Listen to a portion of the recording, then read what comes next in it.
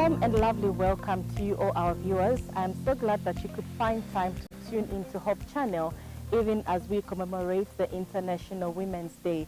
I am your host, Natasha Mwinga.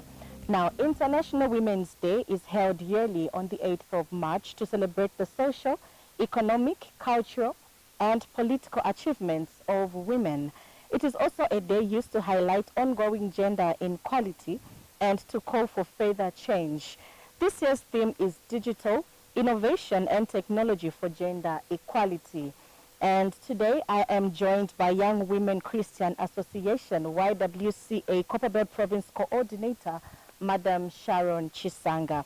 Welcome and happy Women's Day to you. Thank you. Happy Women's Day to you too. Thank you so much. It is our day and we are celebrating it. Yes, we are. Okay. Proud of it. Very much, yes. Okay, let's just dive into the issues that are concerning us. I'd love to find out, what does the International Women's Day mean to you? International Women's Day means a lot to me, and we are happy that now it's being commemorated in Zambia nationwide. When we just started the commemoration as Young Women Christian Association 15 years ago, I think we would see that we were just there as loners doing the commemorations till we had to start lobbying different institutions to take part in these commemorations. And now we've seen that government come on board, even creating a Ministry of Gender, now having a desk of gender. So we see that there's a political will in our nation to talk about gender issues or to handle gender issues. So it means a lot because this day is a day where women are supposed to exercise their being as a woman. You know, this is a God-given creation, that you are a woman, you are a mother. And because you are a woman and you are a mother, there are certain, you know, issues, certain things that we've gone through as women for us to reach that advancement that we look forward to. There are certain barriers that we've come across, and this is a day where we have to speak out, you know, air our views on such issues and talk to the stakeholders, talk to government, and they should be able to address these issues that we want them to address, for us to enjoy our rights, for us to fit in the society as it is. Okay, what do you think is the rationale behind this day? The rationale behind this day is because of the inequalities that we've suffered for many years as women. We had seen that men had advanced and women were lagging behind in most of the things. And so as women movement, we initiated this day to see to it that we advance the equalityness in our nation equally. And when we talk about equality, of course it has been fought by our other gender to say maybe we want to be equal to men. We will never be equal to men, but what we are saying is the opportunities, how do we access them as women? What is there that can make me a woman, is despite me being a woman, that I'm not going to be stopped to access these opportunities? What is it that you offer me so that equally I have this, you know, capacity to do it, but what is there for me to even fit in this society? So when you talk about equalities, it's not like people look at it, no, we are looking at the opportunities that God given Shtata Namayo, let it stand like that. But we're talking about opportunities because sometimes it's not always that I'll be with this man, and sometimes I'll just be alone. And some people have never even been married in their lives, so how do they survive? So they just need this space as a woman also to have the opportunities and be able to excel themselves, advance themselves as potential human beings. Okay. Before we digest the inequalities, I'd love you to interpret the theme. Okay, the theme for this year, which is talking about digital innovation and technology, I think it's speaking volumes, because when you look at the current development which is happening worldwide, it's talking to information that is flowing, opportunities that are flowing, and these opportunities are found nowhere but in the digital platforms. So women, it's high time they start having access to these digital platforms with less difficulties. I know a lot of women now are able to use smartphones, but maybe not to that extent where they can use a smartphone for them to access opportunities, for them to access maybe information which is there. Maybe they'll just use it for fun. So it's high time we have services for us to interpret this theme as YWCA. We are saying this theme this year is pushing us, all stakeholders, government inclusive, to ensure that there are services that are going to enhance digital and technology services available in all communities, and maybe just to know how to use technology, so that these women are able to access this information and be able to advance themselves.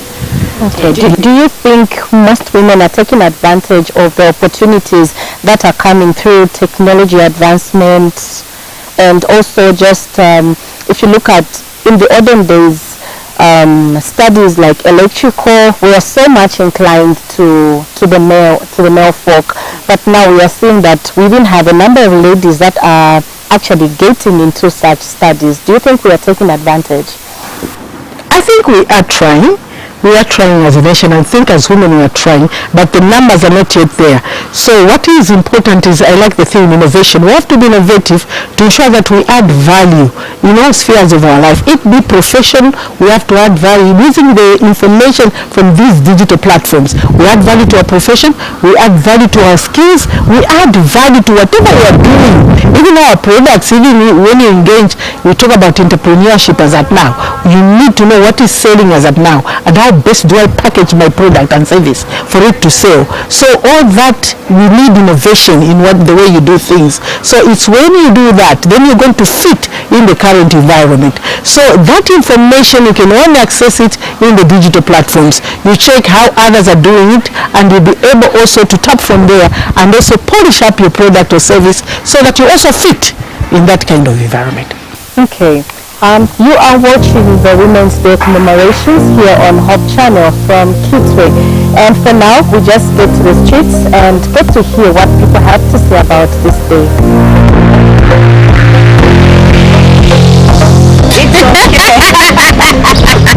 Okay, shoots. Musonda Chikumbi or Mrs. Lengwe. From a personal perspective, Women's Day is a day that a woman is celebrated in whichever form. What I mean by that is it doesn't matter one's position in society. I'm going to give an example of myself and how I'm going to celebrate Women's Day.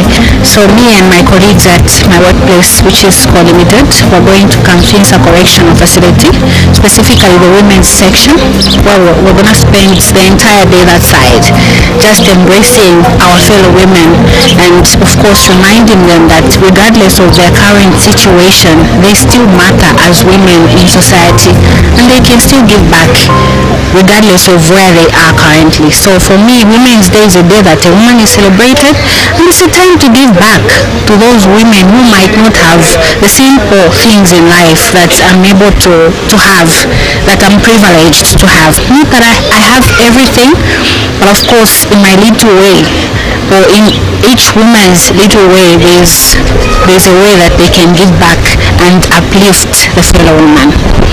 Women's Day wishukuru abana mayo na mayo fe uyitwa fakinina mayo ebushukuru esmailo bwachinda masana bana mayo ebomba fyense mchalo kwa bulana mayo tapati vinga chitika. Tukola program pa church after mass tukakwata celebration nga bana mayo tukalalira pamo kabefya pisana kaba kushana kaba na modeling efikala chitika tachawa kwa chifewe nefye nifewe feba fuire kwibikirisha pofinga bana mayo not bashitatawo so tufire turechindika ubushukuru bwesu ninzambushesu na mayo na mayo kuchindama kuli okusuma mayo ife twalipepera limo pa Sunday. It was Mothering Day, so twalipepera limo so na mayo line tukakuma pepo tukala pepa handa and wishira bonse abena Zambia bana mayo happy Women's Day. Tatwebera ati tukalenwa amabwalo awe fe twalekala panganda twemula bashitatu fale tubombera bakala tusukira kwembali nokutowashisha. Thank you. Happy Women's Day. Tufike twaichindika tufike twaishiba lesanga bana mayo banamani po twakulira ekyalo tufube tule ekindi kana tukuiposa ikamukukolwa mufintu fyalekanalekana panti povuwa fyashinga tolako banomba watimo abaana abanono bakalanda tibafyashi wesu bali abalekolo which means nafe tufube twakolo so nga banamani tufube twayikindika obushuku bwa banamani tufube twase fyafyenga abantu abayishi balesa Zambia ni Christian nation obo tufube fe twayishiba banamani happy women's day banamayo ngaba nandi ba mayo bana chibale emkwai pano pamba ka mitondo market emkwai women's day bushuku bwa banamayo but to celebrate how unique we are na importance ya banamayo mu society mu tuleikala na tachitumo ne ifingi fichitika nangu ifingi fibombeka through namayo nango ninganda fokusunga finganda winga sungenganda ni namayo so to celebrate International Women's Day mukwibukisha obukankala bwa kwanamayo na obusuma obwa kwanamayo bantu mukyalo tekituikale kwabulana mayo amwati muone nakutambula kububumbo nesamwine ekyaya nomwana otetekaleka without a woman so namayo aliba unique and I wish bonse banamayo countrywide happy Women's Day.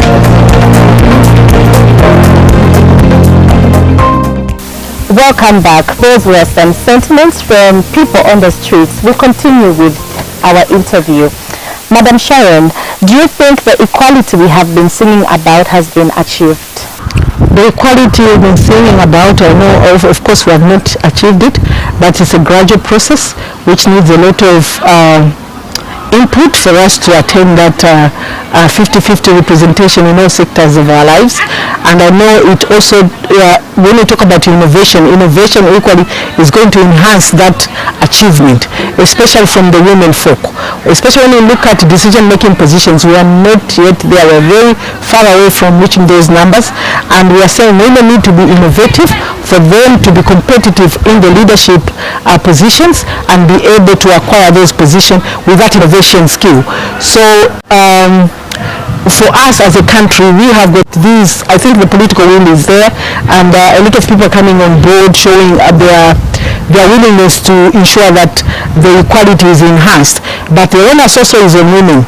Women, we are saying, can we strategize and position ourselves to achieving these results? Because especially when we talk about decision-making positions, we always look at political positions which are electable. So even in the political positions which are electable, we are seeing these are the positions, in fact, which really calls for somebody to be very innovative in how you're going to market yourself as a leader who wants to aspire for elective position. And for you, are you going to win an election? What is it that you're bringing on the table that will make that political party to adopt you as their candidate and win an election? So the time is now to start positioning ourselves to be sellable for an election and win that election on behalf of that party.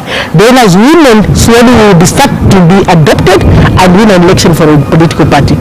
Because what we suffered in the previous election is that we were told our women were not ready for this kind of election. They just came on board during adoption period. So we are saying the time is now. When we are 3-4 years before election, can we start positioning ourselves, being innovative in the way we do things, so that we stand out in whatever we are doing, so that people can see our capacities and be able to point to say, yes, this can be our candidate in the coming elections. So when it comes about equality attainment, I think even other things, there must be some benchmarks that should be put in place in all sectors of especially governance to ensure that this is achieved. Of course, when we look at employment, maybe something is being done, but more has to be done so that we see, okay, deliberately this has been put in place. If we say, okay, we're employing teachers, how many places are given to women, how many spaces are given to males, even the women with disabilities inclusive, we have to also look at that on how deliberately to put in such provisions so that we are able to attain the 50-50 representation.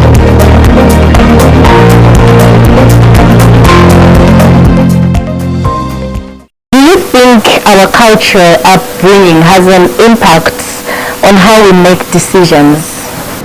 Yes, I think the culture cannot be left out, because when you look at the way we are brought up, we're coming from different societies, different communities, and in those communities there are values and norms, and equally breaking it down from community going to a household level. You find each family equally has got certain values, of course with the forces coming from that particular community where a child is brought up from. So you find that the culture and the tradition and the norms that are upheld in that particular family will have an effect on a child. If the family is into too much, like, okay, you as a woman you have to do ABCD, you find that is going to structure the way the child will be growing up, and equally how the child will be able to tap into whatever opportunities are available in that child's life. So culture has got a very big impact on a child's development, and this is why we always call upon families to be part of nurturing of the children, because and the way they nurture the children, they should tap also into what is available as at now in terms of development, because you cannot hold on to the past and you are staying in the present. So you find the two always conflict each other, because culturally and what is prevailing as at now, there's a very big gap as at now. So we need to harmonize the two now. How best do they meet together in order to fit, as we're speaking, especially to a young woman, how does she conform to culture and to the current development which is happening around the world? Okay. Now, given an opportunity, what would you change about the assumptions made by men of women? I think what I would change is for a man to look at a woman as an equal partner. Yeah, a man should utilize an opportunity of having a woman in their life as a big opportunity that would enhance development in their relationship, in their household, in their family. Because we look at them as not even an asset, because most of the men would look at a woman like a burden. Woman should, provide for, but we forget that in some instances it's a woman who will provide. In fact, she will contribute. No matter how big a job you have, how big an income you bring in, you find if we have to value the input of that woman in that household, it's a very big contribution that the woman is making in that particular home. So it's high time the men started looking at women as equal partners and be able to even assist them in case they need any assistance, in case they need any capacity development. They should be there to pat their back so that they are able also to gain that strength to say, I've got a partner who is pushing me and I think what I'm doing is right. But when there's that pull and push, there's always that negativity. Say, I'm going to hide that I'm not doing any study. I won't tell my husband. I'm not going to tell my husband that I'm earning this much, because we start quarreling over ABCD. So that should be not ever happening in our homes, because it's bringing in a lot of GBV, in fact, because of that conflict and misconception. Talking about GBV, I know this is your speciality. Yes. I'd love you to just talk about the women that are coming to you to give reports concerning gender-based violence. How has it been? Okay, the GBV issue for me is still increasing, because when you look at the statistics that we are having, 2021 we had a total of annual statistics of 1,200 cases that were recorded just here at our desk, and then this 2022 we had 1,500 cases. So you can see that there's that increase, and we are saying, I think the GBV issues, people should be able to discuss issues. The GBV is ever increasing because there's this increased misconception to say when women are empowered, they are a problem. A woman should not be equal to me. We are saying, please, it's not equal to you. Equal partners, meaning utilize the potential, utilize the skills in each partner female, utilize the income she have amicably as a family, so that we are able to develop ourselves as a family. It's not misappropriation where somebody wants to get advantage of the other partner because she's female, despite whatever income she brings in, you don't want to consider it and you just want to misapply. And this is where the GBV comes in, where people start fighting over income, where people start fighting because now you're working, maybe you're not being respectful. So all that should be worked on, talked about, and agree on one thing and be able to put up a good agenda for the family development. Okay, finally, what can men do to help achieve equality? I think for men to achieve equality with women, it's for them to give them safe spaces, because there are no safe spaces, especially in homes. We are having a lot of GBV happening in homes, spouse battling, child neglect, economic abuse. All that, if it does not happen from the family, a woman will feel safe and be able to utilize her abilities so that they also excel and advance themselves in life. Even from household level, we are saying, even in school environment, let the women not be abused, because some abuse are happening even in the school environment. So we're saying, even the schools, can there be safe spaces for the girl child, for the young woman who is in that school, in that college? Can it be safe space? Not where I'm trying to advance myself in a certain profession and the lecturer is taking advantage of me for me to pass. All those are barriers to the advancement of a woman. So we want to see those barriers taken off, and we want to see application of the laws to ensure that all these vices that are blocking women to advancement are addressed and taken into consideration to the latter by using the provision of the law which are available as of now in our nation. Okay, thank you so much. Okay, you have been watching the International Women's Day commemorations from our Quito studios, and I was playing host to Young Women Christian Association Coverbed Coordinator, Madam Sharon Chisanga. For now, it's goodbye and enjoy the Women's Day.